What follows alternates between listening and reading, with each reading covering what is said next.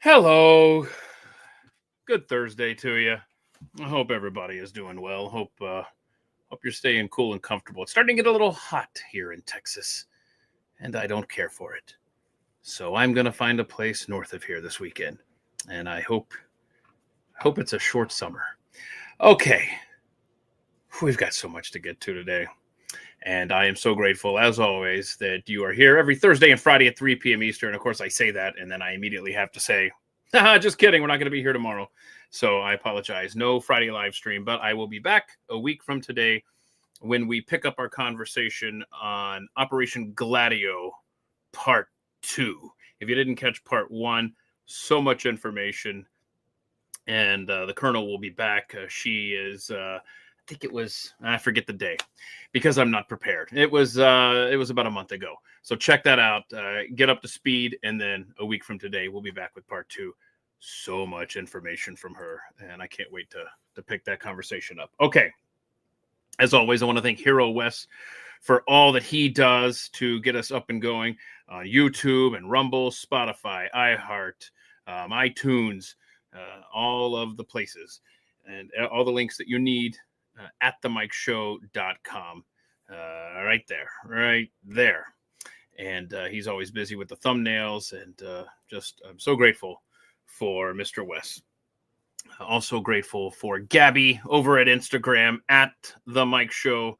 Go and follow there. She's always putting up great videos. And it's like a box of chocolates. You never know what you're going to get. So thank you to her as well. If you want to follow Wes, he's at that guy at PGU. Yeah. Only the best graphics for this show. And Gabby is at Jeffy Apologist. So be sure to follow those very special people. Okay. Another very special person, and I mean that in the most endearing way possible, is my friend, Steve Friend. And sir, I tell you what, man. First of all, how are you doing? Oh, I'm just peachy keen, man. Okay, all right. Just checking. Because one of the things I want to do today is I want to kind of reset your story. We have so much to talk about, but I at least want to remind people of your background and how you ended up where you are here. But one of the things that you do is an awesome, such an informative podcast, the American Radicals podcast. And it's at 10:30 a.m. Eastern. Which days of the week is it? I can never remember. Tuesday, Thursday, Saturday. Tuesday, Thursday, Saturday. Okay, yeah. I knew it was 3 days a week, but I just want to make sure. See, I listen when I want to. So if I miss it live on Rumble and on X, right? Because I watch it on Rumble, but I normally go back and catch it, the audio version. So it's available whenever. And you're all over the place too, right? I mean, is there any specific place you prefer people go to see your awesome show with Garrett O'Boyle? I would prefer they go to all of them and give us at least a quick view or a quick follow or a quick listen. I'm an audio guy as well, so I actually watch my game tape. I go back and listen to make sure that I don't develop any sort of like verbal tics or overuse a particular word. I kind of get pedantic about that, so I listen to us on iTunes. See, you're good. I don't, and I develop crutches and I just lean on them. But good for you, man. I mean, I should actually go back and I used to air check for people for a living as a program director. That used to be my job. Sit there and critique people. And anyway, I should probably do that. Very good point. I should do Is that still a job? Because I'm unemployed. That sounds fun. Yeah, I'll tell you everything you need to know. If you don't like paying your bills on time, that is a fun job. Yes. But you have been looking for a job, and it's been over 1,000 days now. What day is this? What are we up to, sir? Oh, I believe we're somewhere in the area of 1,030, give or take 3 or 4 days on either side of that. I'm so pissed for you and hurt for your family and all of the whistleblowers that are unnecessarily going through this uncertainty. And at this point, I think the only thing that is certain is the uncertainty. And can you just give us a little timeline of Steve Friend and what you have been through since Was it May of 2022? Is that when this all started for you? Do I have that right? I made my first disclosure August 19th, 2022. Okay. All right. And was suspended September 19th, 2022. So it took them 30 days to get rid of me. Okay. I don't even know where to begin. So explain, for those that aren't familiar, what you were blowing the whistle on, what the fallout was, and then how it got you to where you are here today. So my concerns were twofold, and they both pertain to January 6th. So in my office, I worked at Daytona Beach, the resident agency, which is a satellite office of the FBI Jacksonville field office. And I had transferred there about a year prior. So January 6 cases I hadn't been involved in until I transferred over to Florida. And Florida had the most January 6 cases of any state in the union. Oh, interesting. So at the time I transferred, I was working on child sexual abuse material, CSAMs, child pornography, human trafficking, child exploitation cases, but then wound up being moved over to the Joint Terrorism Task Force in about a year before making my first disclosure. So up to that point, I'd never done anything pertaining to January 6th. I had minimal involvement in a couple of things, but for the most part, all of the interviews had been conducted, and we were just waiting for a directive from Washington, D.C. on what to do on our own cases. So I was concerned for the way that we were outside of our policy in that regard, because at its core, J6 is one case in Washington, D.C., but an election was made very early on, within the first couple of weeks after January 6, 2021. Instead of opening up one case in Washington, D.C., and then if you have someone who committed a crime who needs to be interviewed or even arrested, then cutting a lead to the agents in that area, they elected instead to open a separate case for every single person. So we turned one case in about 2,500 cases.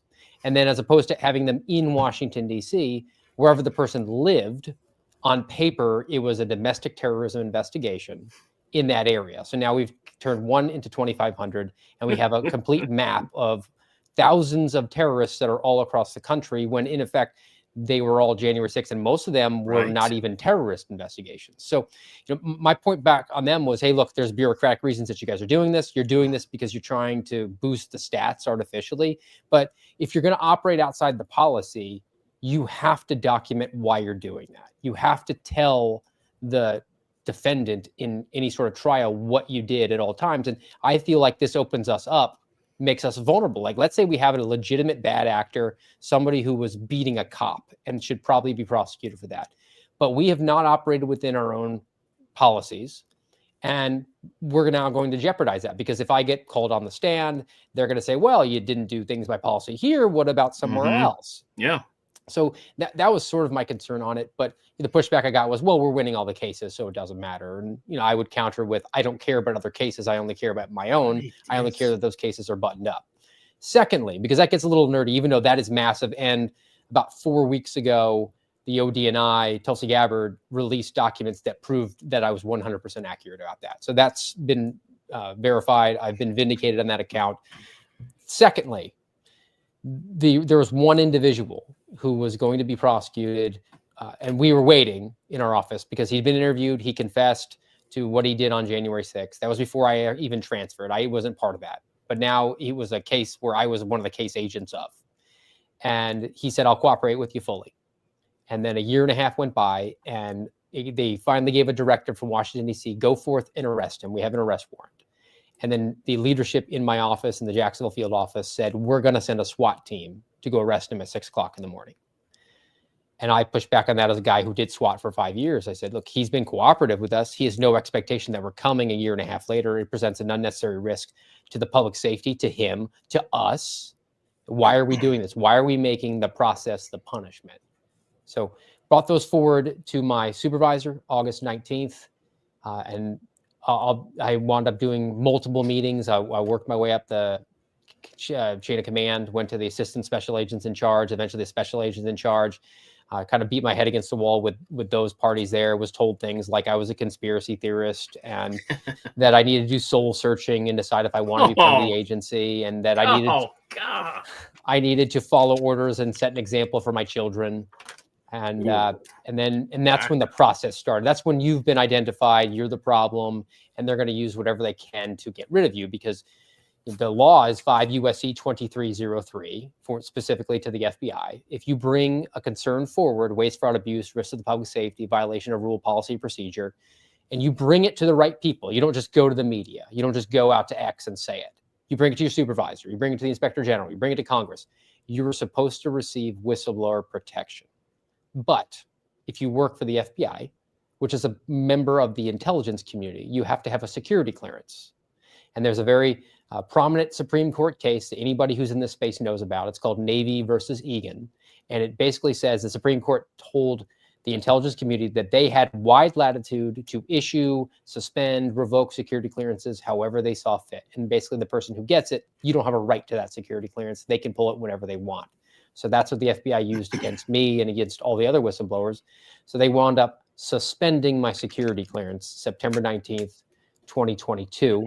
They said that I refused a lawful order. They told me that by not participating in the J6 arrest, that constituted insubordination.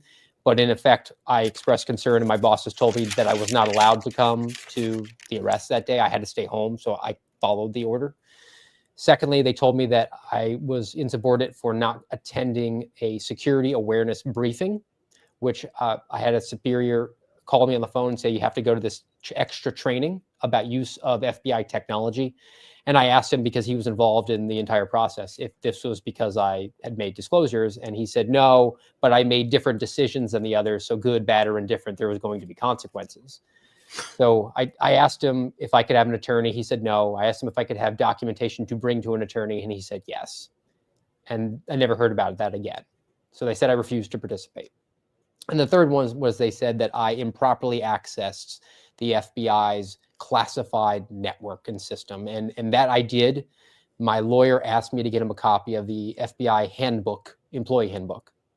And I got him copies of the handbook and other unclassified documents like disciplinary procedures and things called the OPR quarterlies, which is the Office of Professional Responsibility. Every 3 months, they put out and disseminated an unclassified email to the entire FBI to talk about people who screw up and the sort of punishments they get, kind of as a, we're always watching you. But I figured that would be a good rubric for us to have as a precedent for if I was going to get disciplined, we'd know what to expect.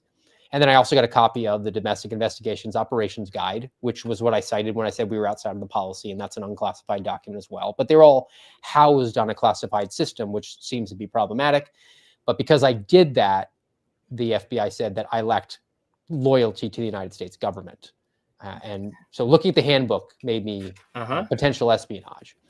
So then I got walked out, unpaid, indefinitely suspended. You're still an employee. You need their permission to get another job, which I put in multiple requests for and was denied every single time. So they try to financially bleed you white. And that was really the start of things. And you know, it got worse from there. My wife lost her job under some very dubious circumstances. Her Facebook account was taken down when she sent a private message to a woman from Moms for Liberty and said that she was my wife. And immediately her Facebook account was permanently suspended. After having done that, the FBI leaked my medical information to the New York Times during Hurricane Ian and told them that I was unvaccinated against coronavirus, which would be a HIPAA violation. And they also told them that I was suspended because I shot a firearm in my backyard. So my lawyers had to address that when I was out of contact because I didn't have cell phone reception or internet during a hurricane. I had to attend a mandatory meeting with the security office of the FBI where they attempted to accused me of inciting violence. I'd written an op-ed for Cheryl Atkinson. She did a sit-down interview with me. She's one of the first people I spoke to in media. And then she also published my first op-ed I ever wrote in my life. And in this op-ed, I basically compared the oath of office to an iPhone user agreement, where so many people just sort of check yes, they don't really take it into full consideration. And I said, this is a rhetorical call to arms for my fellow civil servants to uphold your oath of office. And they said that because I used the phrase call to arms, it was an incitement of violence, even though the word immediately preceding it was rhetorical. And then they also tried to accuse me of committing felonies because I had recorded the meeting that I had with my supervisors when they told me that I needed to just follow orders to set an example for my kids. And I recorded that in Florida, which is a two-party consent state. So they said that was a felony of state law. And my response back to them was that, well, one, you're a federal agency, so you don't enforce state law. And secondly, I was a law enforcement officer when I did that, and it was my sincere belief that my immediate supervisors were trying to coerce me to violate individuals' rights. So as a matter of a criminal investigation, I'm allowed to record that. And that kind of shut that line of attack down. But you would think that they were actually interested in finding out if my superiors were trying to coerce me to commit violations of civil rights, that they might want to get a copy of that. And they didn't want that because they already had a copy of it. They were recording as well, and it was pretty clear during the meeting. So that entire recording and the transcript of it is available. I did wind up writing a book about it. It's called True Blue: My Journey from Beat Cop to Suspended FBI Whistleblower. That full transcript is available, and you can hear or read it yourself to see that everything I'm saying is in fact accurate. And ultimately it culminates with my invitation to go and testify to the weaponization committee in the House, the Jim Jordan committee. And that was May 18th, 2023. And of course, the night before, the FBI permanently revoked my security clearance and told the Washington Post and the New York Times so that they could write hit pieces about me to besmirch my reputation the day before I wound up getting to testify about the weaponization that was going on in the FBI. So that was brought to the attention of Congressman Jordan. And he, as a modicum of give me some sort of, I don't know, a reward or a way to to just dull that blade from going into my back, he told me that I would have 2 extra minutes during my opening statement. So I gave up a security clearance, which is worth somewhere in the area of several $100,000, so that I could address the American people for 7 minutes instead of 5. Okay. I'm going to try to stay calm. First of all, this is Steve's book, True Blue. Go and check that out. Please. Look at that mug. They airbrushed me so good. I look like a Pixar princess. Okay. I got another picture of you coming up shortly where you're nice and clean shaven, and it looks similar to that one coming up here in a second. I'm never not clean shaven. Right. Okay. I got you. Okay. So I jotted down some notes. I don't know if you saw this, but over the course of your explanation of the hell that you and your family, that's the thing. It's not just you in a vacuum. It's not just, oh, he lost his job at the FBI because some terrible people are in charge. There are so many tentacles. Look at this. I mean, the private communications on Facebook of your wife were intercepted effectively. Her job loss. It is to hear how our government operates is like how you would have taught the Soviet Union to your kids. And that's not a stretch at all. I'm sorry. The way that they handle honorable men and women who dare to come forward. But if somebody is just, and this is exactly why I wanted you to lay out your story, because everyone that watches this show is familiar with you. They know your story, but do they? Because I needed you to lay this out and kind of refresh my memory on some of these details that I had forgotten, and shame on me, because I am so pissed off for all of the whistleblowers that are in similar positions like you. And all of your cases are unique, but yet they're the same. And the common thread is it's honorable people who are dealing with dishonorable forces. And it doesn't matter which party is in the executive branch. And it's absolutely disheartening. But if someone that isn't familiar with your situation, they want to just instinctively trust the government. And when they see bullet points, something like if they were to walk by a newspaper and just say unauthorized access to a government database, oh my gosh, enemy of the country, inciting violence. Yeah, I'm glad they got this guy out of there. What a crazy guy. You don't want this. And it's absolutely shameful. And the reason I admire you so much, man, because if I were in your shoes, I swear I would be on the news, man. and just bless you and your family, Steve. I'm sorry as an American that I can't say that you've gone through, that you are still going through. And it's disappointing and it's shocking in of itself that the previous administration did this to you, but it's soul crushing that the current administration continues to allow this to happen to you, your family, and so many honorable whistleblowers that are in your situation. Why do you think you guys haven't been let back into the fold? Why do you think that this new and improved administration, this new and improved FBI, hasn't welcomed your honor and integrity back into the Bureau? I think that you just need to go back to the reference I made to the Office of Professional Responsibility, the OPR quarterlies. It's an email that goes out every 3 months in the FBI where they identify people who did wrongdoing, and some of it's really bad. And it's anonymous, but it's basically a shot across the bow of every employee to let them know that we're always watching you. The worst sin you can commit is embarrassing the FBI. You can survive just about anything else. And this has created a chilling effect. And I think that myself and the other whistleblowers who are more public, I don't think there's ever been a more public pushback from whistleblowers before at the FBI. So we're sort of in uncharted waters here. Mm-hmm. But at the same time, it's also led to us having a sort of a vulnerability because people can see, hey, Steve Friend out there, Kyle Seraphin out there, Garrett O'Boy out there, Marcus Allen to a lesser extent, Phil Kennedy, they're still not back.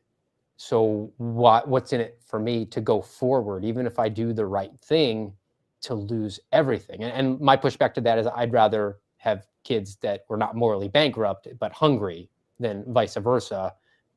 But at the same time, you could see that sort of calculation go on as a result of it. And it never ends. I mean, I'm out over 1,000 days, can't get hired to wash dishes, work at a car wash, be a garbage man, because all it requires is a simple Google search about my name. And it's just not worth it. It's just not worth that gap. And they will see those bullet points that I just rattled off, and they will say, this guy is toxic. Don't touch him. Right? I mean, is that what's happening? New administration comes in and the exact same concerns were there, that there was going to be leaks. They characterized whistleblowing as a leak because the Trump administration, part one, their experience with whistleblowers like Eric Ciaramella, we're not allowed to name him, right? He's Voldemort. He shall not be named. Eric Ciaramella came forward with the Ukraine phone call whistleblow, and he was basically just leaking things to the Democrats and to the media. So they're very concerned about leaks, and they want to set the precedent here that nothing will ever be tolerated. And look at these guys now, 6 months in, and nothing's happened good for them. And even if there is some sort of resolution, from what my understanding is, and my attorneys doing some back channeling with Department of Justice and the FBI itself, they're messaging to senators who are concerned about this that me and every single one of the other whistleblowers, we all have character issues and that we're not going to be brought back. And I don't think any one of us is jumping out of our seat to be brought back, but we can't just allow 24 people who came forward for the right reasons and obeyed the law, did everything through the policy and the processes that we were supposed to just be left out on a limb, particularly when you have a new administration, you have a new attorney general and an FBI director, an FBI deputy director who owe, I would contend, a significant portion to their political ascendancy to the information that the whistleblowers brought forward, because we alerted the American people to the weaponization. And then there was an outcry for, let's stop this from happening. And they've moved on, and they say, well, that doesn't matter. We took that information, we gained power, and you were just convenience for us, and we're just going to move on. So I've got so many questions, Steve. I'm going to forget half of them. Okay, so earlier I said, this is Soviet Union stuff. You know, the only ingredient lacking is violence against you. Do you have a concern about that, or do you think that they just are annoyed by you? I am concerned about it enough to take the following precautions, Keith. Oh, no. I don't think that I've slept a full night in the last 1,000 plus days. My family has like an evacuation plan for when they come for me, because I'm a former FBI agent, former police officer, SWAT agent.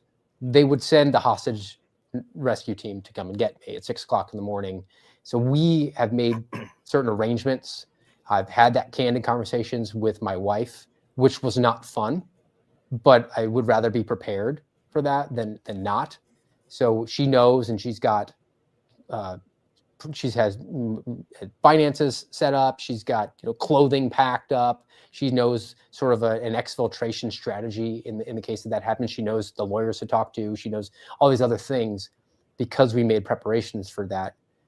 And look, in conversations that we had, and even doing our own research on it, and having other people come to us, and I say us because there's multiple whistleblowers that have had this, there were open criminal investigations of a number of us. There were open domestic terrorist cases open on a number of us, one of which was prompted by Jim Jordan, who gave all our information over to the FBI so that we could be investigated for that. So thank you for my extra 2 minutes, sir, and for the domestic terrorist case. And I've caught surveillance assets following me when I fly. Steve, does it pay to do the right thing in this country? Look, I would never have not done it. That's my default setting. But you can't articulate a case that it does in this case. And right. That's why I took such umbrage the other day. And I think I mentioned it to you even by text. There was an exchange between Megyn Kelly and Ben Shapiro on Megyn's show, and they were discussing, I think, the suicide for Jeffrey Epstein. And Ben Shapiro made a comment about that he doesn't believe any of the conspiracy theories about it, because if they were true, that somebody certainly would come forward. And she said, well, that's easy for you to say, because you would have your millions. And he said, are you kidding me? If somebody came forward with the Epstein information, they would make more money the next day than they would throughout the rest of their FBI career. And I'll keep it family friendly. My feelings on that. I'm just waiting on the Shapiro slush fund to hit me. I'm waiting on Daily Wire to contact me at any point in the last 3 years. So as a media outlet, maybe perhaps they could just carve a little bit away from talking about what is a woman and talk about how there's a weaponized federal law enforcement agency that's going after the American people. But I guess it doesn't generate enough clicks. Before I forget, in your list of emergency contacts, if they do come for you, please make sure that your family has my contact information, because if you're not able to speak out, I want to do my part in making sure that you aren't just disappeared. And I know just to even hear something said like that in this country, some people are rolling their eyes right now, and I don't give a shit, because we have seen things that I thought I would never see from this government. And shame on me for trusting it as much as I have for so many years. And it does not matter which party is in power, because power is the operative word there. And it just sickens me what you continue to go through, you and your fellow whistleblowers. And I want to let me put this tweet up here from Phil Kennedy, someone who you are very familiar with, who is going through similar stuff. I love this. Is this accurate? Do you think this is accurate? By the way, this is that clean. Look at that. There's do you think this has aged you? Maybe that's an unfair question. Healthy living. I do my best to always look the exact same. Okay. So Phil Kennedy, I've been told by a reliable source that this is the man, Steve Friend, that the FBI management fears the most. And that's exactly why you should be the next deputy director. So 2 questions off of this that I want to ask you. Number one, do you think that they fear you over there? And secondly, and I got to talk about Dan Bongino in a second. We'll get to him. If somehow there was an opening for deputy director of the FBI, would you even take that job? I know that they fear me there. I have some similar sources to Phil Kennedy in that regard.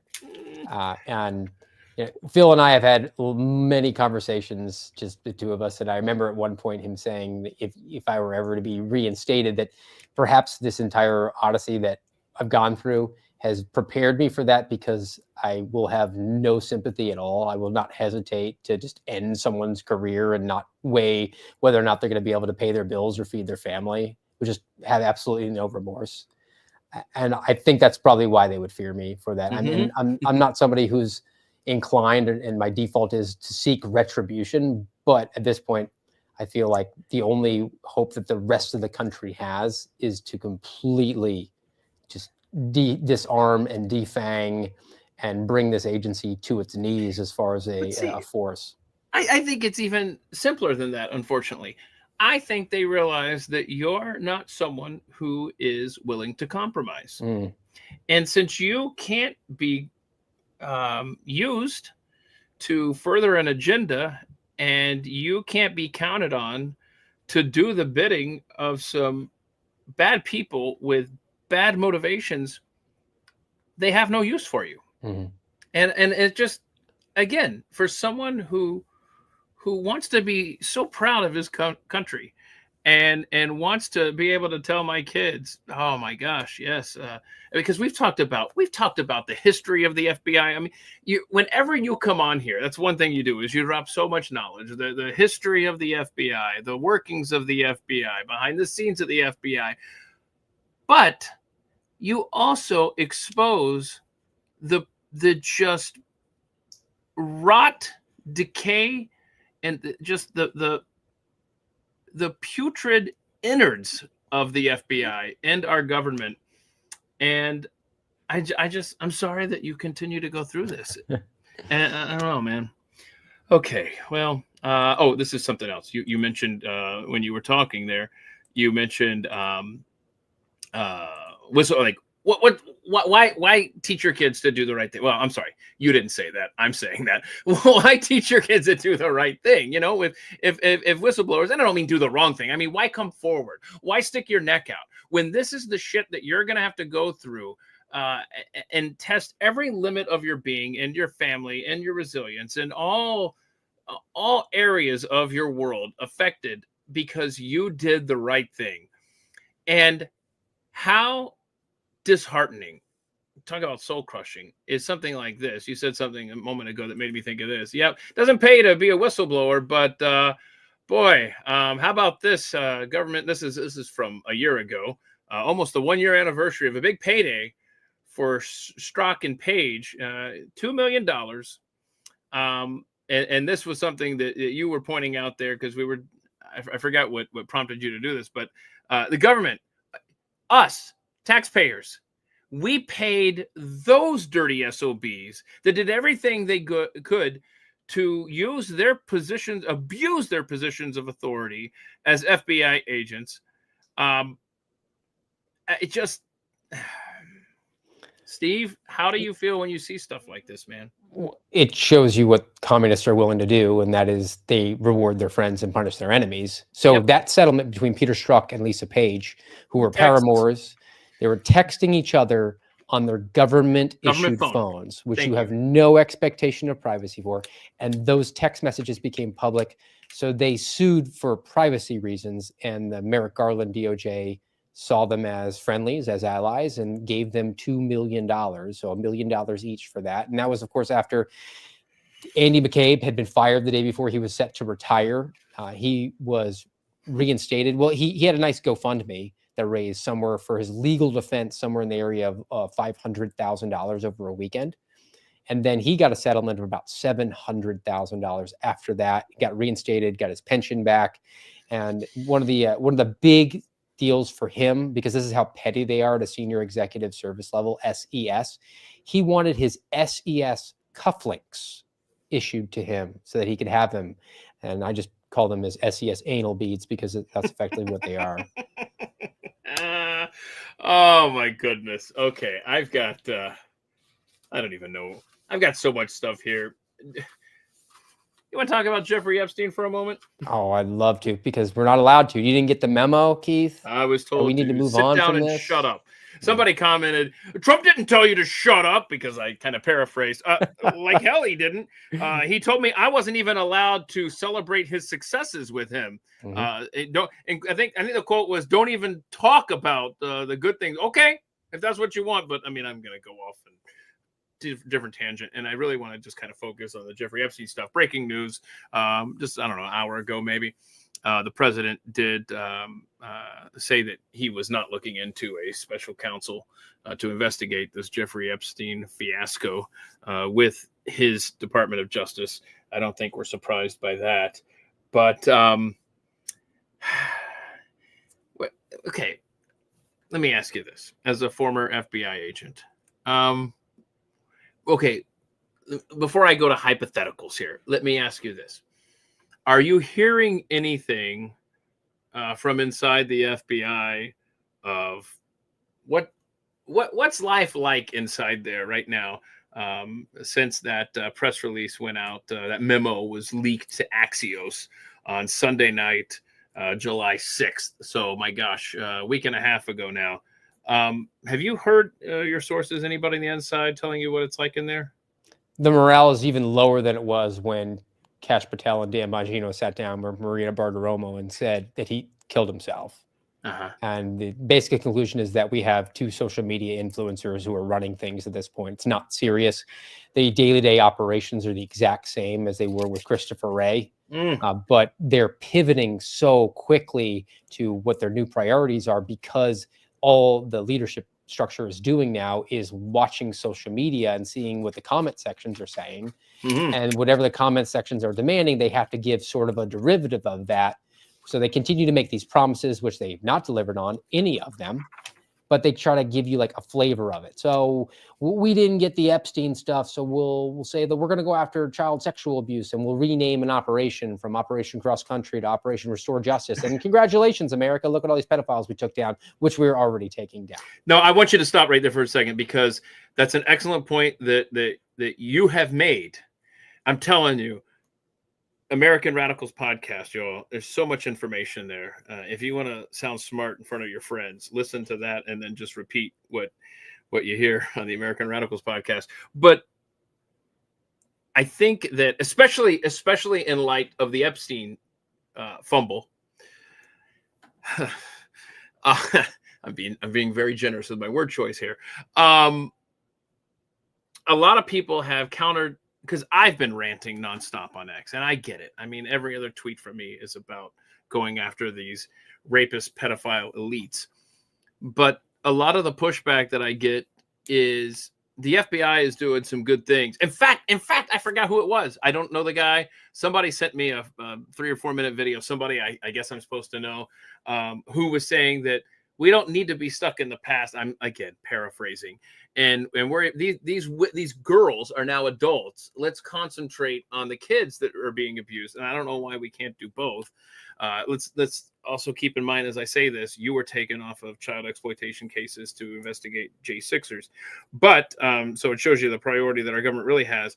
But one of the things people are saying is, look, the FBI, Kash is, they're doing press conferences talking about these pedophiles that they're going after. If I weren't paying attention, I'm sorry, let me back up. If I didn't listen to you, sir, I would just be like, wow, that's awesome. Way to do that. But that's not necessarily a new thing under this FBI, correct? Yeah, that is correct. I mean, they rebranded an operation that was going on for over 20 years every single year, just gave it a new coat of paint, new title, and took credit as if it was a new initiative that they've been engaging in. And I'm not besmirching them for doing that, but it's not honest about it. And look, let's go to the Epstein thing at large. It's sort of my take. I think they tried to soft pedal this out for a very long time, and they eventually just lost patience and tried to just ram it across. I mean, you look at the Kash and Dan sit down with Bartiromo. They start talking about Epstein killing himself, and they didn't look very comfortable doing that.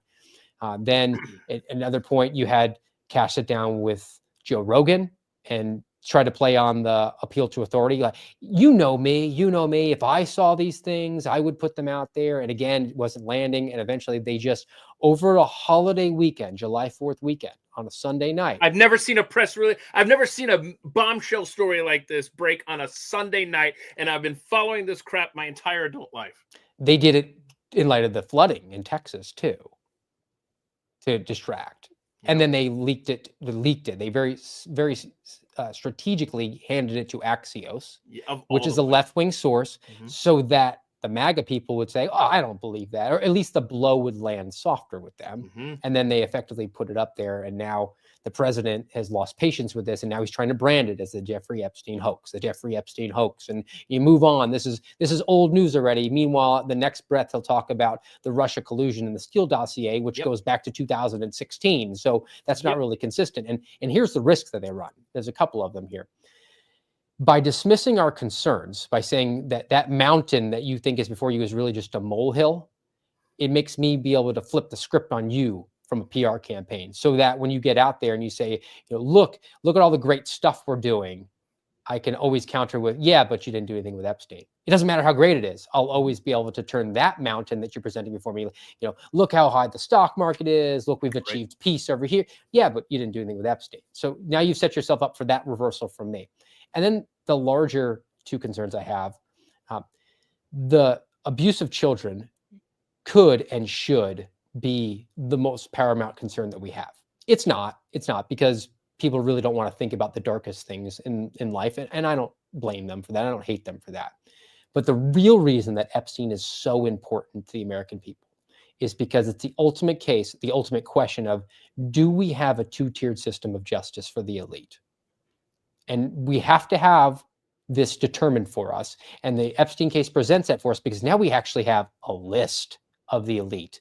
And that will put the onus on the Department of Justice to actually charge these people for what they did. And if they do charge them, then we exist in a system that's one-tiered system. And if they don't, then we have validation that it's a two-tiered system of justice. And by not addressing it, now they've effectively voted present, which in effect means that they voted, yes, we do have a two-tiered system of justice. And whatever the rationalization is, there is no middle ground. There is no, well, I'm not saying that protecting kids shouldn't be a priority, but we need to also focus on these other things. There is no middle ground on abuse of children. And whatever your rationalization is for what the decision was, well, maybe they were lying and they didn't have it, or they did have it and it was destroyed. Maybe they have it and they are worried about foreign relations. Maybe they have it and they're worried about economic reasons. We can't have a bunch of Fortune 500 CEOs go down, the economy will collapse. Maybe they just have their buddies on the list. Whatever it is, however you have rationalized it in your head, you must end that rationalization with the following phrase: we did this, so we had to let the rapist, pedophile elite go free. And you cannot sign me up for that. I don't care if it brings down the country. I don't want to be part of that country. I don't care if it destroys our culture. That is not the culture that I am for. Everything you just said is exactly how I feel, 100%. So if anyone has any question on where I stand on this, just play that answer back. It's absolutely, it's sickening. It's sickening because we always knew that the best among us weren't running the show in Congress, weren't in charge of the government. We knew this. But that is the line in the sand. Leave children alone. And I don't care. I put this on X yesterday. If 90%, if this list is so critical of protecting that 90% of the government would be taken down, who gives a shit? That's a government that needs to be changed, and it needs new representatives, and we need new people making our laws and governing us. We don't need rapist, pedophile elites running the damn show, and we need justice for these people. Before it's too late.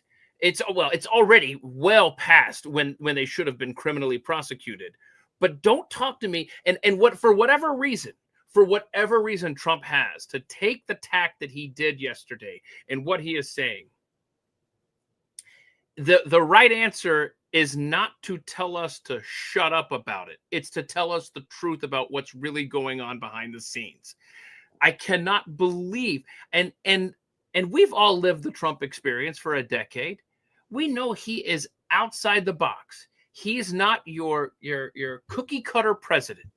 We understand he expresses himself on social media in ways that no president in all of our history has done.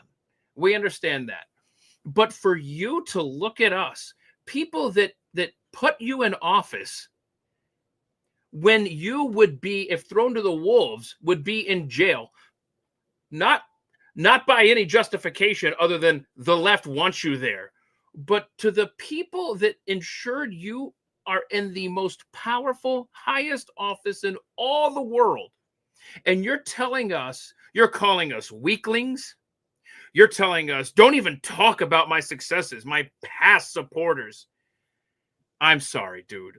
Of all the issues that you're going to tell us to stop talking about, it's pedophilia? I don't think so. Yeah. And it's been handled in such a ridiculously bad way. I'll stop babbling, Steve. I know you have thoughts. I mean, it just sets them up for a pushback. You know, I said like this mountain into molehill comparison. Well, how about just being blatantly honest and not giving the benefit of the doubt, not saying, hey, you get some good with some bad here. It's a mixed bag. We're only going to focus on things like, I don't know, you've spent more money than Joe Biden did. Does that mean that you and Mike Johnson are less fiscally conservative? You're not supposed to notice that, Steve. So sending more weapons to Ukraine because not supposed to notice that either, Steve. I you know, it's dumbfounding. And I think the most recent theory that a lot of people are throwing out there, which is very plausible, is that between Election Day and Trump getting in office, maybe the files were changed. A lot of people have had access to them for the, gosh, I don't know, near a decade now, that he was under investigation and convicted. But the point I'm trying to make is that this is out there, and I lost my train of thought because that's what I do on the show with my ADD. But I guess what I'm trying to say, Steve, in a very cumbersome sort of way, is that the more you tell us to not talk about something, the more that I'm going to want to talk about something, especially something of this magnitude. And that's what I was going to say, is that if they did change the stuff and maybe only Republicans are now on the list. Okay, then come out there, Mr. President. Have a press conference. Of all the people who like to talk to the man is unfiltered every time he's standing in front of Marine One. Just hold up. Let's do a Tuesday night speech from the Oval Office. Explain step by step. I don't care if you have to read it off the teleprompter and it's just choppy or whatever. Explain step by step how you got here. Don't just lay it at our feet and tell us to stop talking about it like we're your children. Explain why there's nothing there, why we should move on from it. Explain that. I don't know, man. I'm just so fed up with this whole dance, and it's just gross. Okay, I'm just looking here. I don't know, man. Oh, Dan Bongino. I wanted to get back to him because you mentioned how Dan and Cash, social media warriors. I have nothing.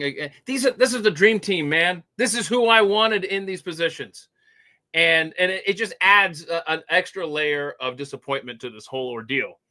But I have noticed that Dan Bongino, in his official account, he hasn't tweeted out, and he normally tweets out every day. He hasn't done anything since July 9th, exactly a week ago, over a week ago now. And the only thing on his personal account, is on the anniversary of the assassination attempt on Donald Trump on July 13th. He did retweet J.D. Vance's tweet. J.D. Vance said, remains the most iconic moment I've ever seen in American politics 1 year ago today. And so that's so the Dan Bongino personal account. But his official account hasn't done anything, and this is the only activity on his personal account. I'm going to ask you to put yourself into, well, before I do that, I'm going to have you give us your thoughts on what Dan Bongino is going through right now. Just let's play the hypothetical game. But first, I want to play this clip from a couple of years ago. And I just want to, you know what? Let me see how much of this I want to play. But the first thing he says out of his mouth from, I think this is August of 2022. I want to see if you agree with this, and then I'm going to play the whole 2-minute clip here. What do you think of this? The FBI is lost. It's broken, irredeemably corrupt at this point. Steve, do you agree with that statement? Avow, yes. I know you do. I know you do. Okay, let's see what else Dan Bongino from 3 years ago was saying. The inexcusable raid on President Trump's home was the straw that broke the camel's back. I mean it when I say it. It's way past time to clean this FBI house up. They have burned every last shred of faith and trust freedom-loving Americans had in it. And to the libs out there, listen, don't even waste your time lecturing me on this issue. Not a second.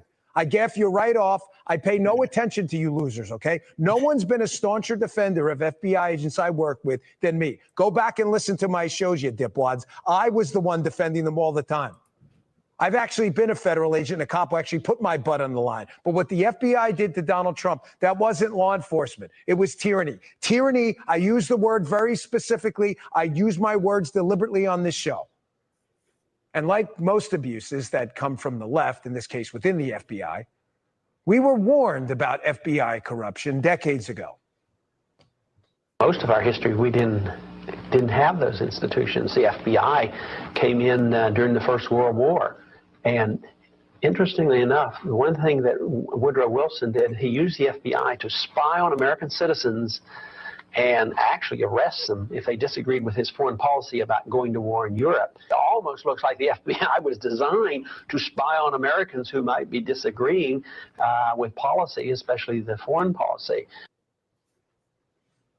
Prophetic, no? But it's not like the Democrats themselves haven't warned us of their abuse of power from intel agencies like the FBI. Remember this gem from Chuck Schumer right before Trump took office?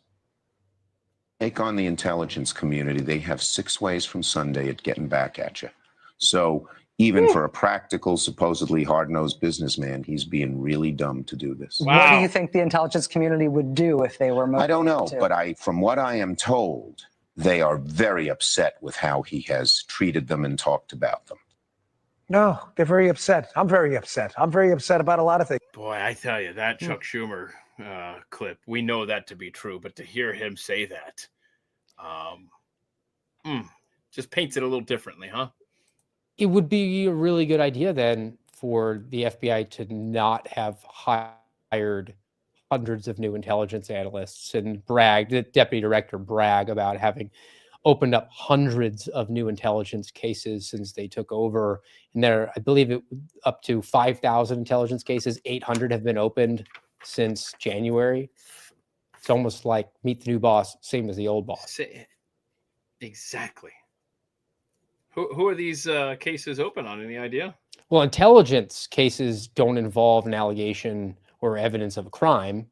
It's just an individual or a subject matter that needs to be opened up because of the executive order 12333 that gave unfettered access to the NSA's hoovering up of signals intelligence.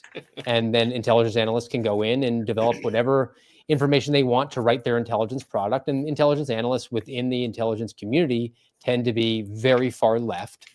And they will then write their intelligence products, which are imbibed into the operations space, and it drives the mission because you have, our intel is reporting X, Y, and Z, which just happens to be that Americans that go to mass, they are terrorists. So we better set up a quota to arrest a certain number of, we'll call them racially motivated violent extremists, but it's really just people that go to the Catholic Latin Mass because we're so dullards that we didn't think that there could be a bunch of Latinos at a Catholic Mass. We just figured they were all like really pasty white and called things like O'Reilly.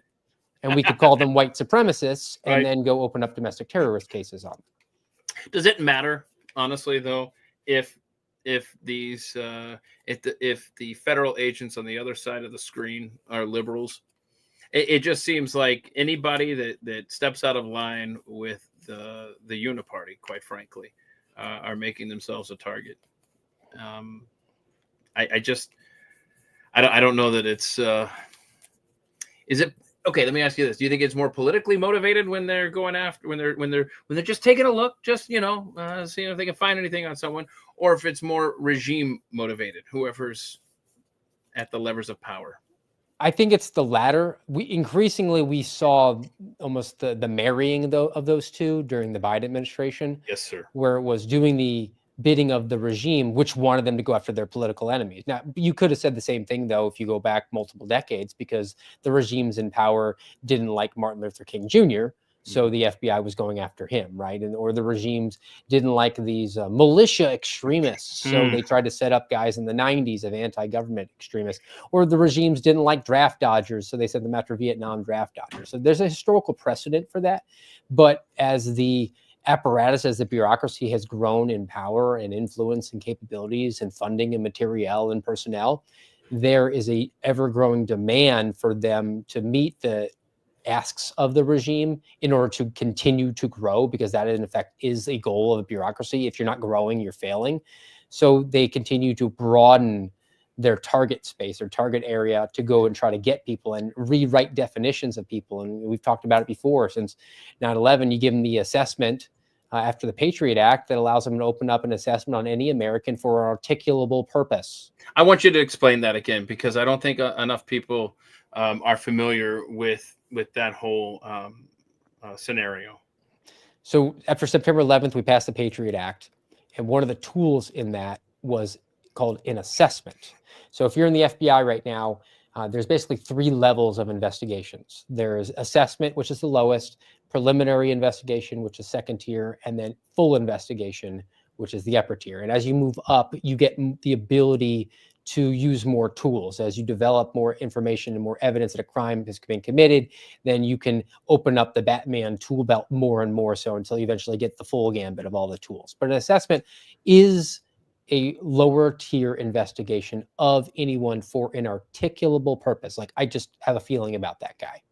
And any agent can open up an assessment on any American for an articulable purpose without a supervisor even approving it. Now, the problem then is, if it's for a terrorist purpose, where there's a lot of money in national security, a lot of funding attached to that, and the quotas are set, and you got to hit those quotas because you want to make sure that you get the funding next year and that people get their bonuses and you can pat each other on the back and get promoted off of it. Once you open the assessment up, the bosses don't want you to close it because that would take it off the books. They want to make sure that it's there and we can keep going. So there's really no counter pressure where it says, are you looking at a person for their First Amendment protected activity, like going to mass or speaking freely on the internet? It's actually the opposite. They always say, well, can we do something to elevate this assessment into a preliminary or a full investigation, because then we get bonus points for that. So why don't we introduce a human source, a snitch to this person, and see if we can get them to say something that then would justify us opening it up and getting any more. So we have our man, let's find our crime. And what sort of person are we going to go after? When we're back to the intelligence space, where we're going to shape the target. So we're going to go after terrorists. Oh, there's not enough terrorists. So let's go after homegrown violent extremists. Well, there's not a whole lot of those. So let's go after domestic violent extremists. We're running out of those, and we got in trouble because we started calling moms at school board meetings domestic violent extremists. So let's go after racially motivated violent extremists, aka white supremacists. And now, we tried to characterize the January 6th as white supremacy, but that really didn't play out because Joe Biden and Donald Trump are both white. So let's go after and develop a new category called anti-government, anti-authority violent extremists. And agave, who is somebody who has a perception of government overreach or negligence. That's it. So we can open that up because they're a domestic terrorist. And now the new one that they're going to start pushing out, and I'm seeing it pushed out more and more, is called a nihilistic violent extremist, NVE, which is interesting because in the terrorism space, it's supposed to be an ideology that you hold that drives you into a violent action so that you can bring about political change through fear and violence. But a nihilist doesn't have any beliefs.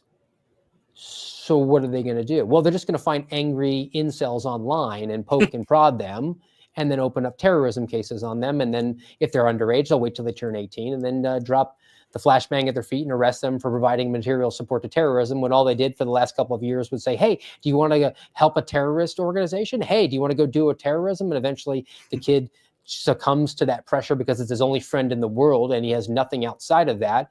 And he winds up sending a green dot card of $25 to ISIS, but it's not ISIS. The entire time it's been an undercover asset for the FBI. And a fun fact that Steve has taught us over the years is that if someone offers you or asks you to put up some money, right? What was it? And it's the exact amount in your bank account, then they're a federal agent that's already looked and they know exactly how much is in your account. But at what point, because this is another thing you've taught us recently, is this is the local FBI field office. You can start the agent, super special. At what point in this tier do we start introducing the human source element that we're going to groom and turn into a domestic terrorist? Who makes that call? Any idea? Well, the case agent can ultimately make the call, the guy who's running the show, but he will get pressure from the supervisor immediately to him, who is trying to get those stats to impress the assistant special agent in charge, who's ultimately getting the most pressure from the special agent in charge because their $30,000 to $50,000 bonus hinges on that. Oh, be damned. Wow. So, and this is the local FBI office, not to be confused with the Hoover building, where the setup is even more robust from the program manager on up. As you can see, that's I think an 11 tier. I think Kash Patel's right there at the top. But let's stop right there for a second at the deputy director. What do you think Dan Bongino is? I'm going to ask you to get into his mind for a moment. What do you think he's going through right now? I think that he is worn out. I think he's exhausted. You could see it in his face when he's done media. You could see the desperation in his feeling to go on social media more and more often. It was,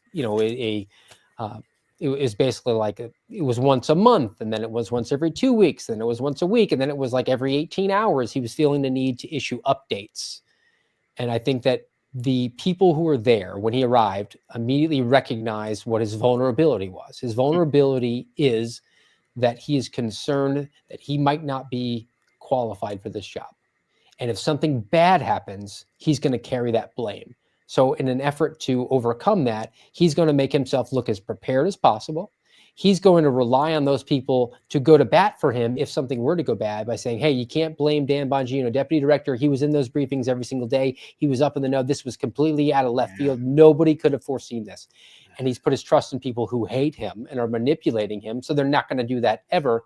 But they've effectively bubble wrapped him and distracted him from doing the actual job of deputy director, which is not to be briefed up on the most important cases that exist in the FBI every single day.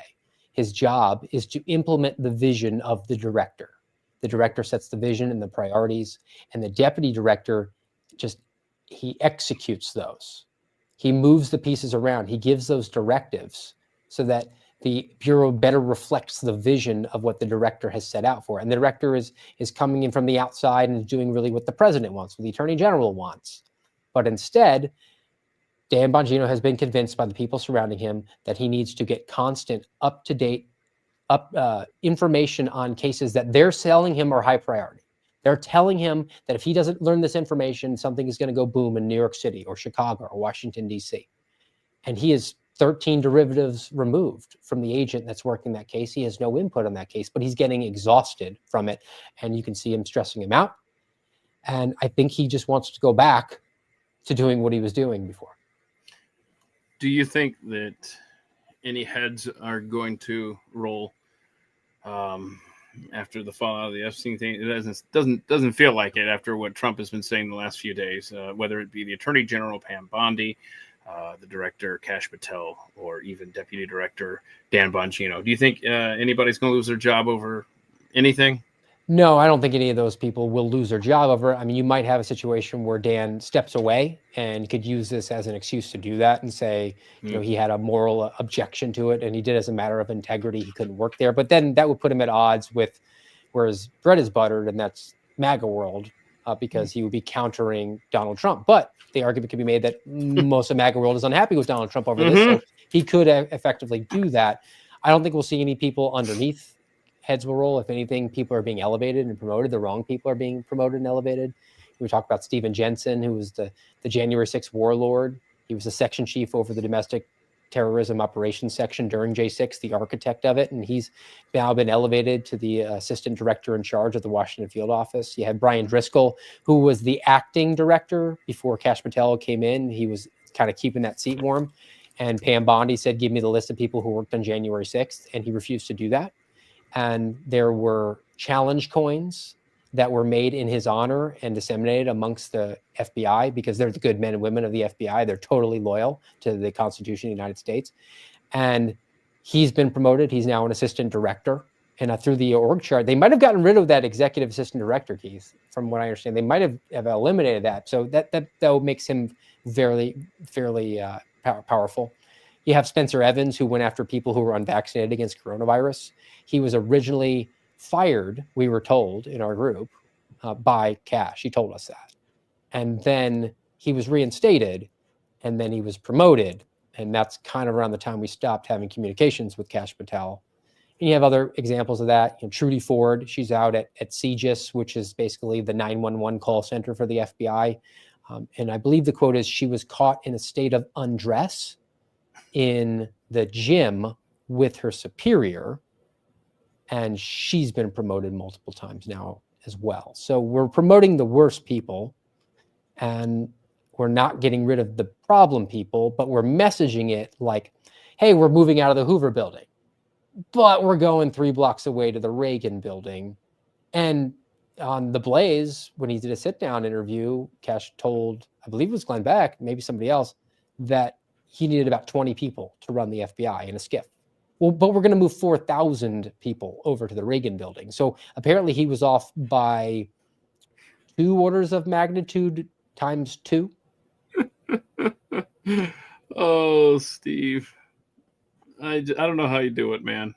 Because while you're saying all of this, and who's getting promoted from the inside, from the corrupt, rotting, decaying, any other adjective from the inside, you and other honorable people like you continue to languish, which at his handle, folks, your DMs are they open there, Steve? Oh, they're always open. Yeah. At Real Steve Friend. They might be monitored, just full disclosure. Oh yeah, I don't doubt it. At Real Steve Friend. If you want an honorable individual working for you and your company, you said you probably monitored. I don't know, man. You think Elon's taking calls from the White House anymore?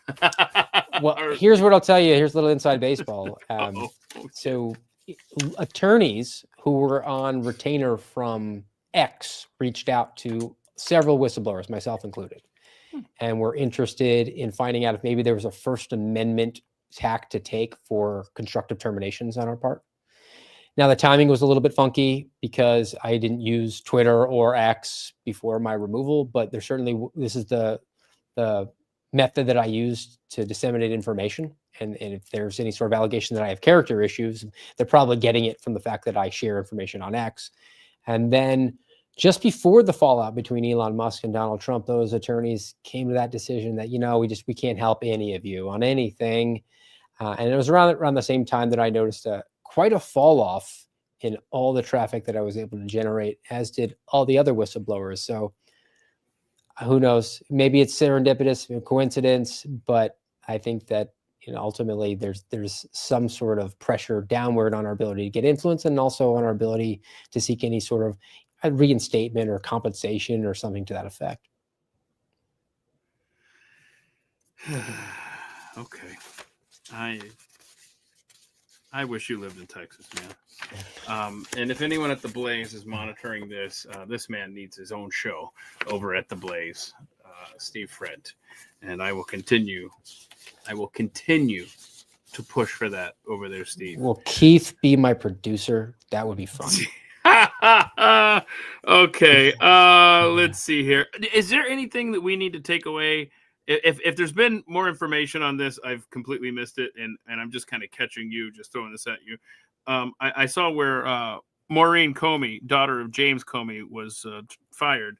Do you have any information on what's going on there? No information directly. I had people reach out from the New York Post last night to get my thoughts on that. Oh, wow.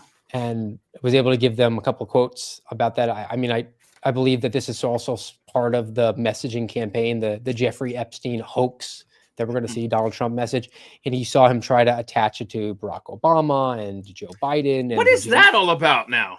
James Comey was one of the names he also threw out there. So I think we have a Comey that we can attach to Epstein, and maybe that'll give enough red meat, but I think it's a little too late, because I don't think that Maureen Comey is a good actor on this. I don't know her. I don't know what her work was, but in just judging off of the cases that she was on and how poorly they went, I got my suspicions that she's heavily of the left and a communist, dyed in the wool. But this is a little bit, particularly at this juncture in July, it's 6 months into an administration. It seems like almost like a break glass in case of an emergency type of thing, move to poll to generate some good press. Because if it was actually a personnel matter, that would be like a fire department hiring an arsonist. And then when he burns down a city block, they fire him and say, can you give us a helmet sticker for that? What are your thoughts on the Ro Khanna Thomas Massie introducing the Epstein Files Transparency Act, a bipartisan bill to require the Attorney General to release the files within 30 days? Any thoughts there? I mean, this is never letting crisis go to waste from the Congress's standpoint, because they don't have that authority. They don't have it. Now, they could use the purse strings to entice it, but ultimately it's a criminal investigation. They don't just hand things over to Congress that way. They can ask them through oversight, and the oversight is tied to the budget to do that. And it's also an interesting example of how people can argue for a particular result or outcome, but have completely diametrically opposed reasons for doing it. You know, your Ro Khanna just wants to dunk on the Trump administration. Sure. And I think that Thomas Massie wants that information out there. He's been asking about it for a long time. But you know, the comparison to me is you see a lot of times these right track, wrong track polls that will come out, and it'll say things like 80% of America thinks that we're on the wrong track. I'm like, well, you can't then say, well, 80% of America is going to vote against the president. You maybe break that down and say, well, 40% of the 80 is people who are saying we're on the wrong path, and the other 40 is saying we need to be more communist. So we're on the wrong track. Yep. Nope. I agree 100% there. Okay. This is kind of drifting away from the FBI, but I thought of you, and I had to ask you this. When I saw the Department of Defense is now going to start using Grok. What are your thoughts, I guess, not only on just that development, but just the overall expanding world of technology in law enforcement? Any thoughts there? By the way, I want to say, I'm throwing a bunch of this stuff at Steve that he had no idea I was going to bring up. I mean, this man, I didn't prepare him. So anyway, so if you don't have a thought, then you can pull the ripcord here. Oh, I do, Keith, and I'm busted. You didn't track on the American Radicals podcast last week on Thursday. Okay, look at this. Okay, So, okay, hold on. What episode? Let's see if he knows that off the top of his head. 234. 234. All right, American Radicals podcast, episode 234. Well, don't, as much as I want all the information here, leave them wanting something to go and check out episode 234, Steve. Well, what we got into was this hypothesis that I've been sort of circulating amongst my friends lately. And it all goes back to the Terminator, right? It's the best. It's the GOAT as it comes to artificial intelligence. So for those who are uninitiated in the Terminator, Skynet's artificial intelligence, it becomes self-aware. It comes to the conclusion that it has to attack the people who developed it because the people are capable of turning it off. So, and before you go any further, I hate to interrupt you though.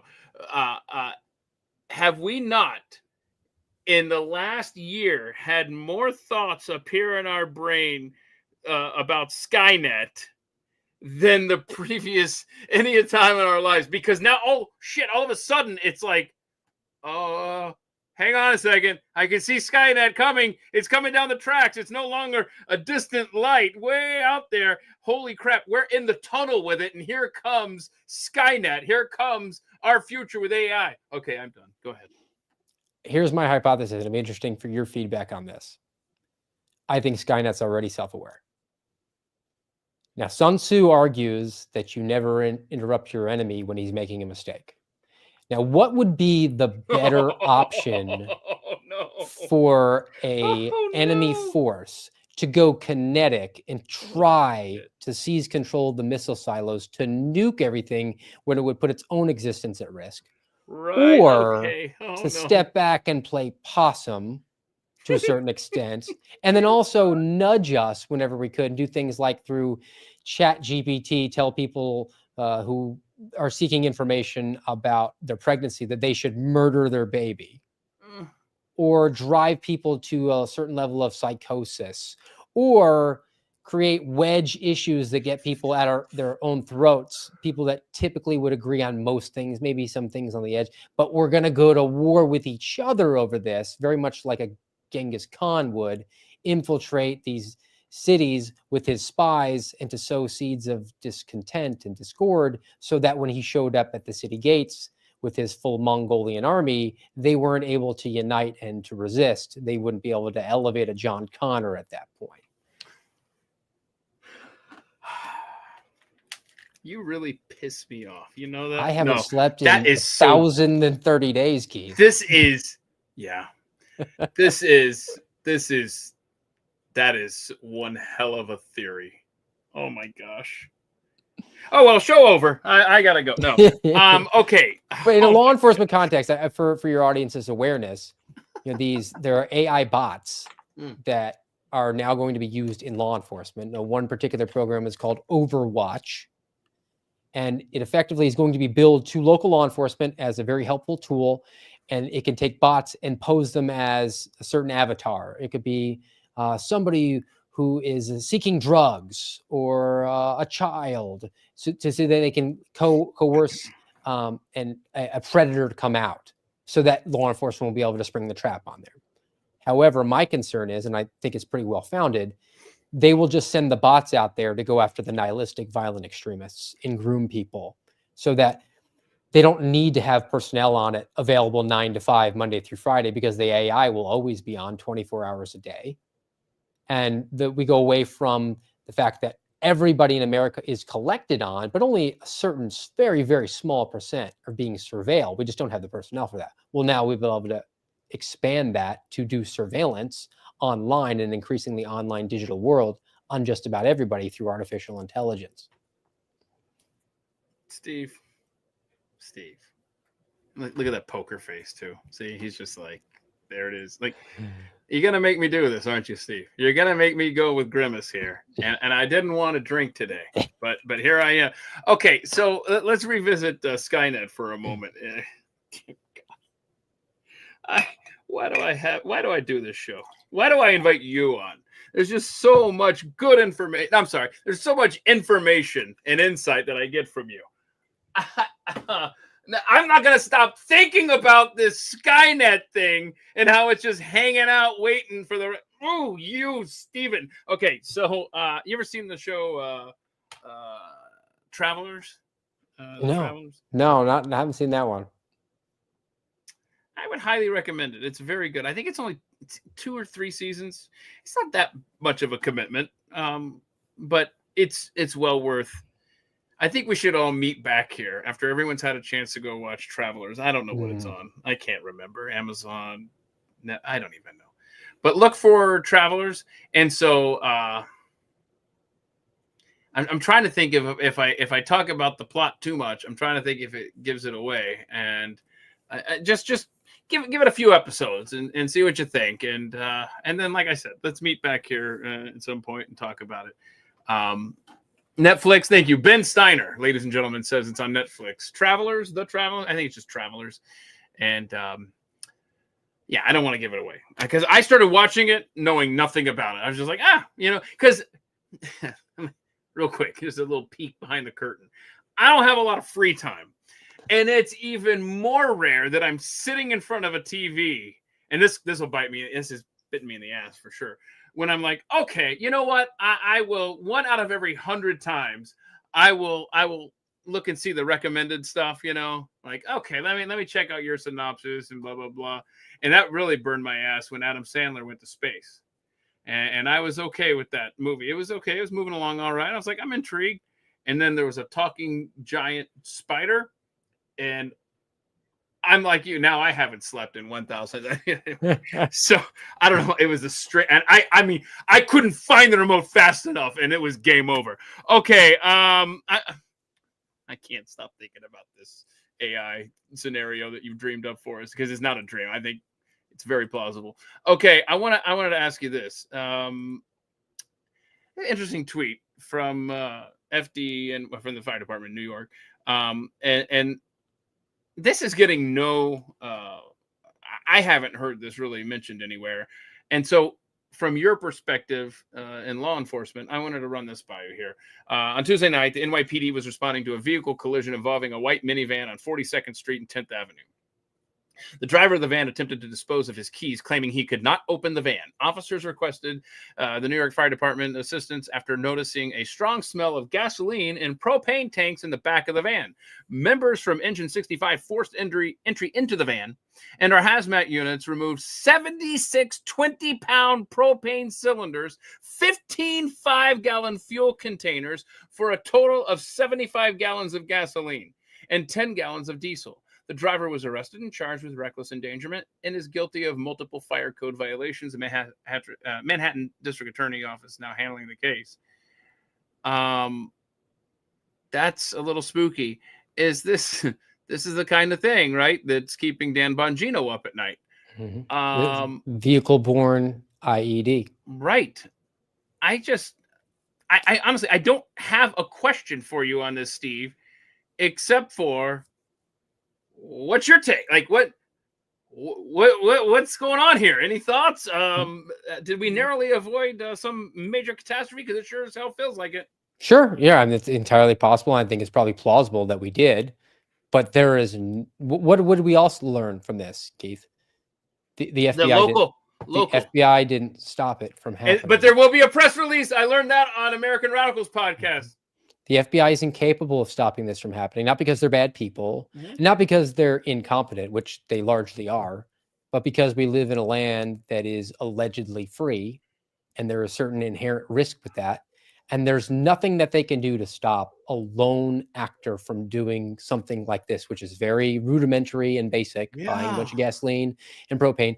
And really, the only things that they can pat themselves on the back for stopping are plots that they themselves contrive so that they can peacock feather in front of the American people about stopping terrorism, but they really can't do that. I mean, it was box cutters on airplanes was the reason that we enhanced the national security space. It was not anything that was overly complex in that regard. I mean, the planning that went into it was, and it was not an individual, but there's a whole lot of simple plots that could go down that the FBI would be incapable of refrain from stopping. I mean, it's always surprised me that, you know, the security measures that we've installed in so many different places haven't bit us in the butt. I mean, you go to, you know, a Newark airport during holiday travel, the logjam of people that are sitting waiting for TSA to screen and miss everything. Thousands of people. What's stopping a person who hasn't been screened yet from walking into that line and detonating an IED? Nothing. And there's nothing that can happen, you know, barring serendipitous, barring providential interaction between police and this individual. But I think it's also a good sign that there's just not that many evildoers out there as it's been advertised to us. Boy, my follow-up is, are there more evildoers outside our government or inside our government? It's tough to tell because all the evildoers that get arrested were not predisposed or That's the other thing. That's another interesting fact. What is the fact about the say the line? Tell us about domestic terrorism. Project Salam 2014 study found that around 90% of FBI convictions and arrests related to terrorism were of individuals who are not predisposed or capable from carrying out an attack, but for the involvement of the FBI having plotted it for them and arranged for it to happen. They make crime. It's like they make work. It's dangerous, and it ruins lives that otherwise wouldn't even be remotely close to doing what they're trying to get them to do. Man, I'm sorry. Steve, you're always a wealth of information. What else has been going on in the American Radicals podcast that you guys have been talking about over there lately that we need to know about? Well, I mean, you kind of touched on it a little bit, but I think it's worth bringing up. We did an episode that was about half of it. We've done full episodes where we just cover the press releases that come out on social media, and effectively they are local police making arrests, and the FBI swoops in after the fact, or all the danger is gone, and they will charge and bring a federal charge. And I don't hate that from happening, but I think it sort of it highlights the fact that we have a broken system because we're funding an agency to the tune of about $11 to $12 billion a year. And for the most part, the things that they're bragging about, they don't have enough stuff they're doing. They have to brag about other things and take credit from local agencies, the good work that they do. Why aren't we empowering the local sheriff's office, police department, state police, tribal police to just walk over to a federal prosecutor if they have a case and leave that at the discretion of the federal prosecutor, whether or not to take it or not? And I think it also highlights the fact that we have a robust local law enforcement capability in this country, which I've argued for going on now over 1,000 days is perfectly capable of policing at a federal level if we would only just trust those cops. For all the people that say that they love cops and they back the blue, they certainly are the ones that seem to most loath to do away with an FBI because they have this false presupposition that the FBI is the police. The FBI is an investigative arm of the Department of Justice. Yes. It's not cops. And the FBI director has said that repeatedly. He wants cops to be cops. Well, outside of the cops who are hired to be FBI agents, and I know lots of them, I was one of them, we were surrounded by people who were not cops. I mean, one of my favorite stories ever, I have a friendship with a man named Greg Dillon, who was a whistleblower himself at a state level. He was a cop. He became an FBI agent. He eventually left the FBI because he saw there was no way that he was ever going to get out of Washington, D.C., and he wanted to get closer to home. And he went to work for the state's attorney's office in Connecticut. And he wound up being a whistleblower there, and he's written a book about that, The Thin Blue Lie. It's an excellent book. But I was talking to Greg, and he was telling me the story about being in the FBI, and he'd been there for a few months, and there was an early morning because we have to do all the raids at 6 o'clock in the morning, even though that doesn't make any sense most of the time. But that's the way they do it. That's the way we've always done it. And that's the way we're always going to do it so that we can get done with our arrests and our search and then go to Cracker Barrel and get breakfast. But he was in the line, and the old crusty agent starts walking down the line of the new people and just asks people, hey, welcome aboard. How do you like it so far? And person after person after person, oh, this is the best job ever. This is my dream job. I'm so happy. And then he got to Greg, and Greg goes, yeah, it's all right. And the guy pauses, and he looks at him, and he says, you were a cop before, weren't you? And Greg says, yeah. And the guy goes, not the same, is it? Being a cop is very different from being an FBI agent. Some of the skill set overlaps, but we would be better served if we hired cops only to be FBI agents. I think they would recognize how it is different. They would have the requisite skills that so many people in the agency don't have, like the ability to not be weird all the time when you have to interface with the American people. The number of people that you had to tell to don't be weird was disturbing.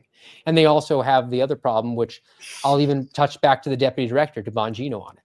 I was a police officer. I went to an academy. I'd gotten training that was very similar in some ways to the FBI academy.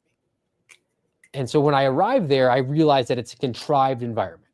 It's not real. It's not like the job that I had before in training, where they tell you the training is going to be so real world, and it's not. Mm-hmm.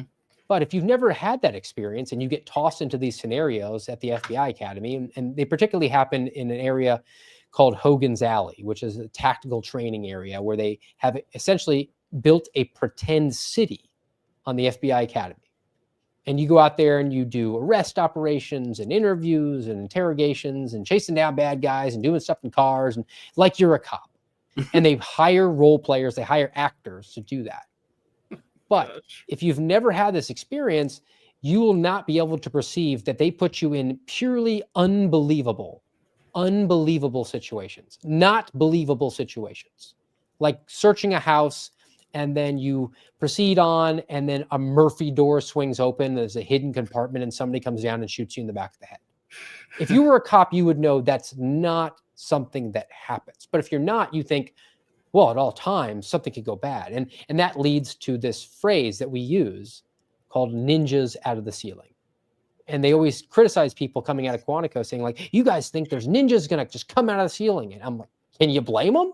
You guys had a wall slide open Abbott and Costello style to execute them.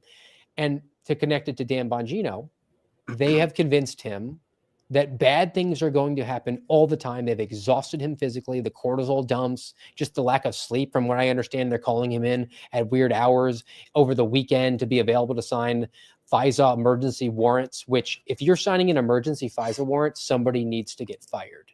It's that level of failure. But they have him convinced, and now he's sort of more putty in their hands, and they're able to run him. Similarly, the people coming out of Quantico are completely beholden in the belief that the FBI is the only good actor, the only objective force for good on the planet. They have to trust everything the FBI tells them to do. It's us versus them, because if you're not on my back, you're not on my shoulder, then the other people are going to swing out from the ceiling like a ninja and kill me. And it's very purposely done. That you have that belief, and you're going to be less inclined to step out of line. You're going to be less inclined to question what you're told. And there's no argument that you can make to me contrary that that is not through intention of the FBI. Yeah, and I know we've talked about it in the past, where if Steve Friend were running the show at the FBI, one of the revolutionary, and it shouldn't be, but one of the revolutionary ideas that I've heard you say is the FBI agents, correct me if I'm wrong, shouldn't even be armed. They should just be investigative, and local law enforcement can go and make any necessary arrests.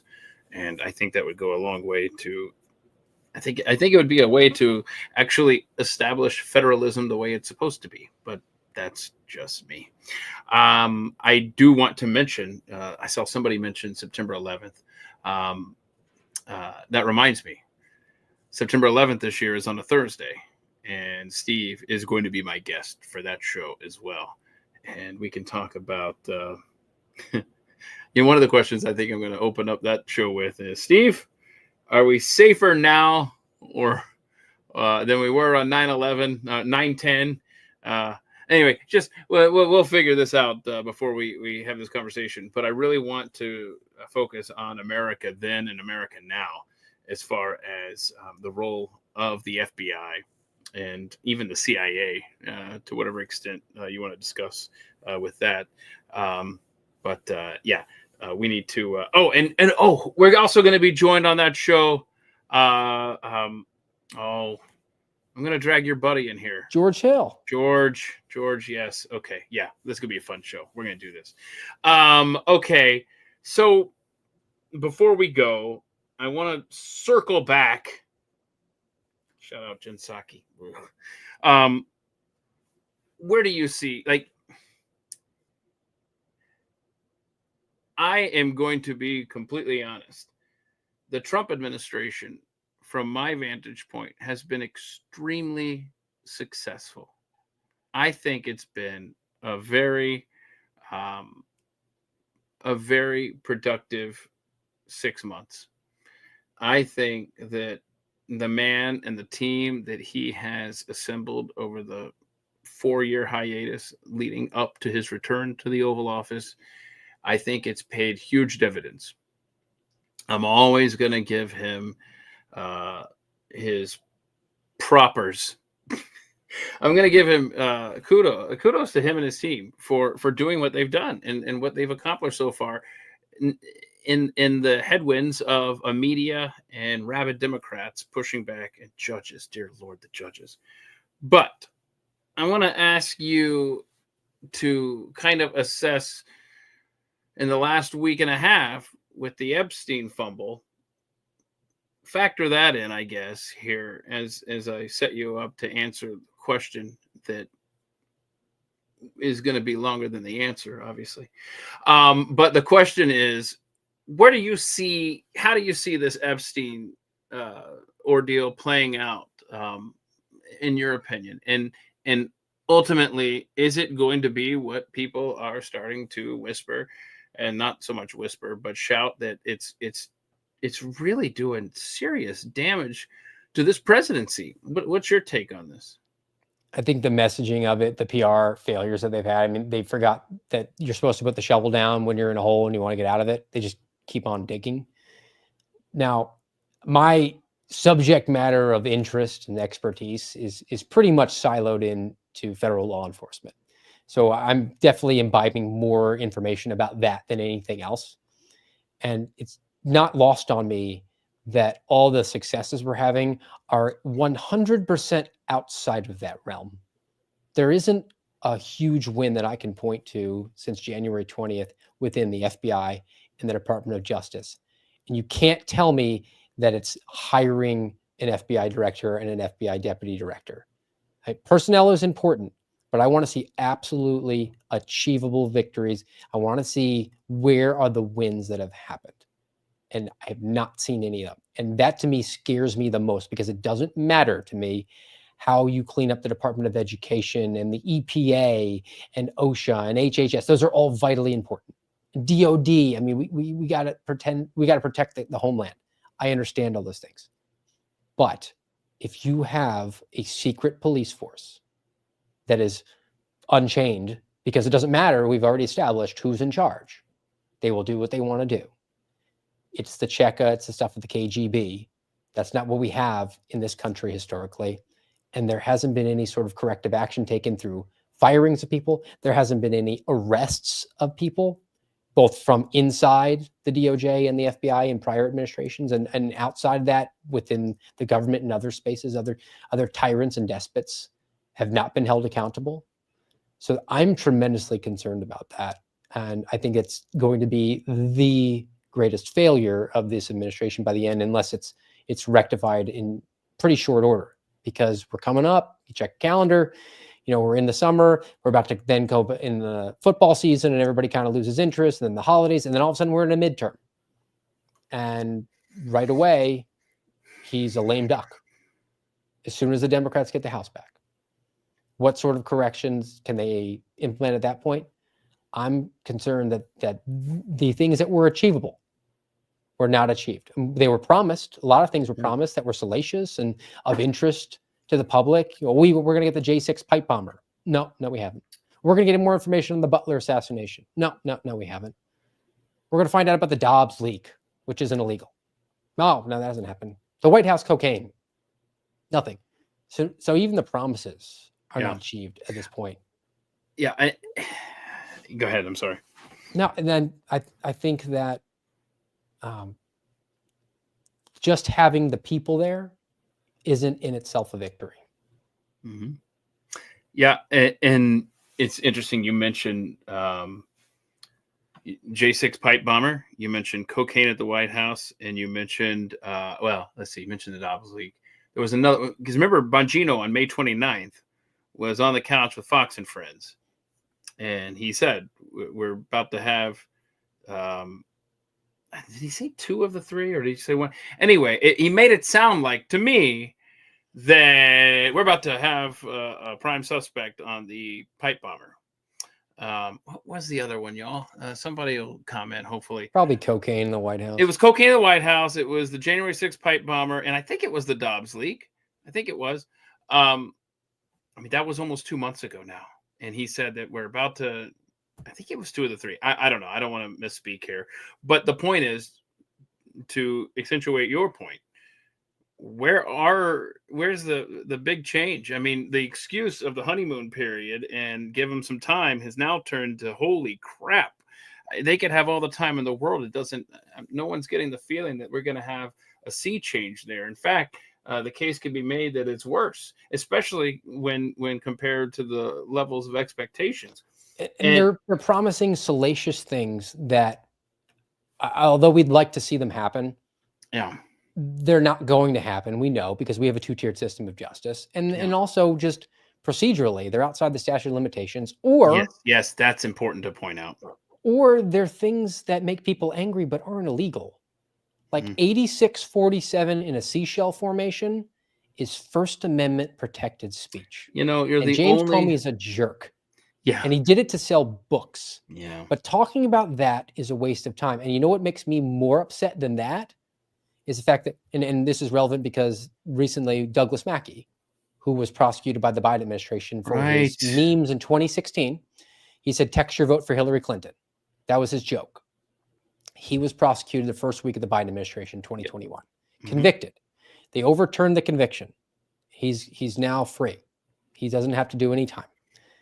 But we charged that other individual a couple of weeks ago, and now his name escapes me. He was billed as the sharpshooter, the former Coast Guard guy who was a sharpshooter, which means that he got sharpshooter status in 1981 one time, but we had to say he was a sharpshooter. He was capable of killing the president. He made threats against the president. I got access to the charging document. I read through the entire thing. He said some mean things on Twitter and Blue Sky. Some of it was 5 years old. Seems a lot like it was for Douglas Mackey. And they're doing the exact same thing. And the reason they did that was because the Heritage Foundation asked them to. That's not a culture I signed up for. That's not a country I signed up for. That's not a federal law enforcement apparatus that I've signed up for. Those are tremendous problems. And it, to me, just proves that it cannot be fixed. They will just turn around and go after their own political enemies. And like, let's say you disagree with me, and that's fine. You're wrong if you disagree with me on 8647. But what we did find out, it's a unique take, I will say, and I appreciate how you are. A lot of people call themselves free speech absolutists. You, sir, are, and you, American Radicals podcast people, you have caused me to think on so many things, and I'm grateful for your perspective. But continue. Well, something that's achievable and that's gettable, and because we're distracted by other things. Like we need to open up a probe. They call it a probe when they don't know what they're talking about, because I already went over it. It's an assessment, a preliminary, and a full investigation. There aren't probes. And you don't announce that you're investigating somebody if you're actually investigating them, because you wouldn't let the bad guy know you're coming. But we're doing a probe of John Brennan and James Comey for things that they did years ago, which were outside the statute of limitations. You know what's not outside the statute of limitations? Christopher Wray lying about the Chinese sending over driver's licenses, 19,888 that were intercepted on their way to the Midwest in the summer of 2020. So they could actually stuff ballots, which is the worst election crime that we've seen. And that's comparing it to the Hunter Biden laptop censorship, when the FBI had that in evidence and told social media to censor it. That's the Russia steal dossier, FISA wiretaps. Those did not actually stuff ballots in the ballot boxes. Now we have raw intelligence, pure intelligence. It's been verified that a foreign actor, a hostile nation, was trying to thwart our elections, stuff ballots into ballot boxes. The FBI knew about it and retracted that because it was counter to what the FBI director had told Congress. Incredible. That's perjury. Yep. Christopher Wray should be in prison for that. But the people who were advising the director and the FBI director, they're all Christopher Wray acolytes. So they're saying, oh, yeah, go after James Comey. Go after James Comey, who they don't dislike. I'm sure they love James Comey, but he's perfectly safe. So they say, let me show you the James Comey secret room, not the Christopher Wray secret room. Peter Stinson, Kara 3022 says, is that the name of the sharpshooter you were referring to? Y'all, Kara 3022, she knows her stuff. She's a great follow on Twitter. She's always posting great comments. And then she also, oddly enough, she just said the Chinese spy balloon. We need some more answers. We need answers on that too. Oh, hold on. Another thing we need answers on. Oh, it just occurred to me. Butler, Pennsylvania shooting. Mm-hmm. There was an interview that the president did. Oh gosh, I don't know. It was very recent, within the last week. And he said that he was satisfied with the investigation of that too. Mm-hmm. And he was letting that go. I'm not. And so if I ask about that, am I going to incur the wrath of Donald Trump on that one too, if I bring that up? Because it seems like he's written that one off. And for whatever reason, again, no answers with Butler, Pennsylvania. Mm-hmm. And that is unacceptable as an American. He deserves to be briefed on that before anybody else as the victim in that case, I think. Yes. But we're entitled to that information. Yes. And I'm with you on this one, particularly when it comes to discipline matters. You have one freaking job to do in the Secret Service, and that's to not let the protectee get shot in the head. and you failed. I mean, it's the Ghostbusters reference. I can't go to the private sector. They expect results because the frontline agents and one level up supervisor were the only ones who incurred the wrath of the fallout. And I believe the longest suspension from duty, not termination. You didn't do the one job, but you were suspended from duty for 40 days. Garrett O'Boyle's been under suspension for over 1,000 days for something that's been adjudicated that he did not do. So that's a problem for me. And then, at larger, and I've said this before, and we talk about the entrapments that went on. I don't know this. I can only speculate. But I know that there's a lot of smoke around Thomas Matthew Crooks. When you look at him, when you see the videos of him, you find out about his background. He certainly looks like the type of person, the vulnerable person who would be sought out by a confidential human source and groomed and encouraged to do their worst ideas. Now, I don't think that the worst idea was to go take a headshot at Donald Trump. I think that it was what the FBI normally does is they lay out the breadcrumbs because they have the hubris to believe that their plan is so foolproof that nothing will possibly go wrong. And then Thomas Matthew Crooks was actually relatively smart. He wasn't a double-digit IQ person, and he was kind of on the hook, but then he'd been radicalized enough that he just decided that the plan that was being laid out for him was probably too complicated and not achievable. So he just grabbed his rifle and went and executed a successful assassination attempt. If you did that on the range, that's a hit. He got a headshot. Now, the guy didn't die, but it was a successful assassination attempt. And then the FBI immediately swooped in and told Congress that they had opened up a domestic terrorist investigation on somebody who was dead and had no expectation of privacy. So they should be able to turn things over. But because it was a terrorist case, it was now classified. And I'm sorry, Senator, we can't reveal sources and methods. I'm sorry, sir. It's an ongoing investigation concerning national security. We can't give you that. We can't give the American people that information. When, in fact, they likely, in my opinion, had an open domestic terrorist case already on Mr. Crooks. And this was some mop-up duty on that. Absolutely unacceptable. I remember the private investigator, and we never found out who the client was. Everyone presumed it was President Trump. But was there anything, do you recall, to the cell phone pinging the tower near the FBI building with Thomas Matthew Crooks? I remember a lot of hoopla about that, but the fact of the matter is that's an area that's traffic that's not just like the FBI area. So to me, that didn't raise quite as many alarms as it does for others. But I mean, he lives in Pennsylvania. He doesn't live across the river, across the Potomac, and he's just coming in for a game or something. No, the pings were to somebody who was in his who he'd called. It was pinging one of his contacts, not him. Oh, I misunderstood that. I'm glad you clarified that for me. Yeah, not him. And I mean, they try to say that he was training himself. And look, he visited a shooting range 40 times in 11 months. I'm like, so he went shooting once a week. That sounds recreational. Yeah, especially because he was on the shooting club in high school, which would, I won't chalk that one up. That's kind of in the, it's in the other bucket there. Okay, well, ladies and gentlemen, Steve Friend is awesome. You need to check out the American Radicals podcast. It's on Tuesday, Thursday, and Saturdays, live at 10:30 a.m. Eastern, and of course available on demand. How quick is your turnaround when you get it posted, bro? Oh, I mean, we get it posted immediately. Yeah, that's awesome. Well, we don't have anything else to do, so yeah. No, stop it. Okay, DMs are open at Real Steve Friend. Please reach out to him if you have any kind of bead on a job where an honorable American is available. I'm just disgusted for how you and other whistleblowers have been treated.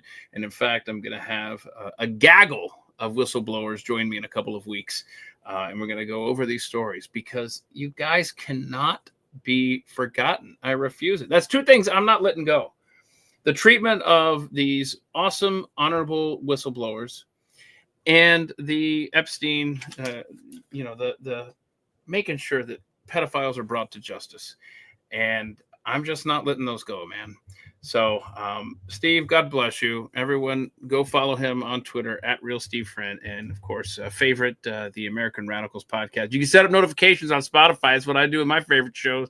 And I get alerted whenever I see it. So, there you go.